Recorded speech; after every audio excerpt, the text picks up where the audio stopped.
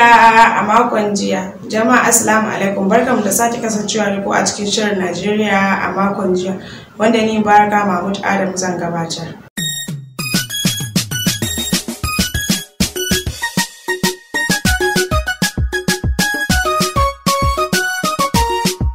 Ga wasu daga cikin muhimman abubuwan da suka faru a makon da ya gabata a Najeriya daga Lahadi 18 ga watan Afrilu zuwa Asabar 24 ga watan Afrilu. A cikin makon da ya gabata ne shugaban Najeriya Muhammadu Buhari ya gargaɗi 'yan bindiga da ke kashe-kashe musamman a arewacin ƙasar nan cewa su shiga hayyacinsu su daina ganin cewa gwamnati ba za ta iya maganinsu ba. Buhari ya yi wannan gargaɗi ne a ranar Alhamis yayin da yake Allah wadai da kisan da 'yan bindiga suke yi wa mutane sama da 80 a ƙauyen Zamfara. Shugaban ya yi gargaɗin cewa za a kawo ƙarshen irin wannan rashin girmama rayuwar mutane da 'yan bindiga ke yi a kusa ba da daɗewa ba. Ya ƙara da cewa dole mu dakatar da wannan kisan da ake yi wa mutane da ba su ji ba su gani ba.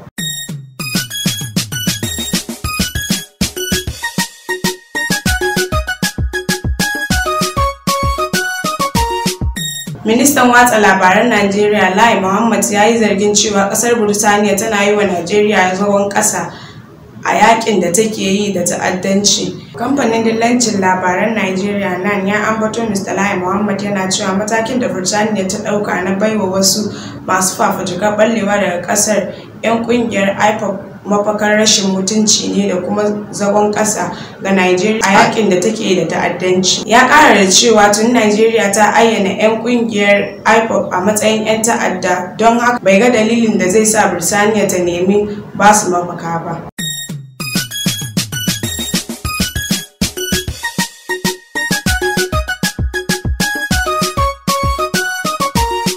Majalisar Dattijan Najeriya ta ce ta amincewa gwamnatin tarayya da jihohi su karɓo bashin dala biliyan 1.5. Ta ce ta ga buƙatar amincewa da ciwo bashi wanda tallafin annoba ne saboda ƙudurin gwamnatoci na farfaɗowa da harkoki bayan matsin tattalin arzikin da annobar ta jefa duniya.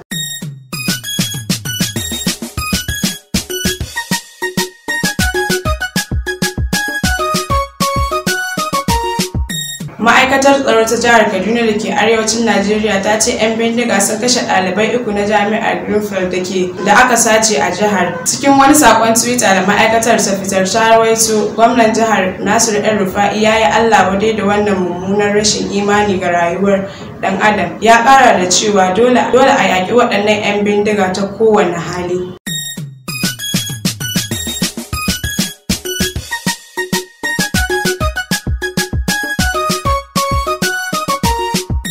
Da wannan labarin shirin namu na wannan lokaci ya kawo ƙarshe, a madadin ɗaliba mai neman sanin makamar aiki Zainab Ahmad Falurullah, ni Baraka Mahmud Adam nake cewa sai mu haɗu a makon.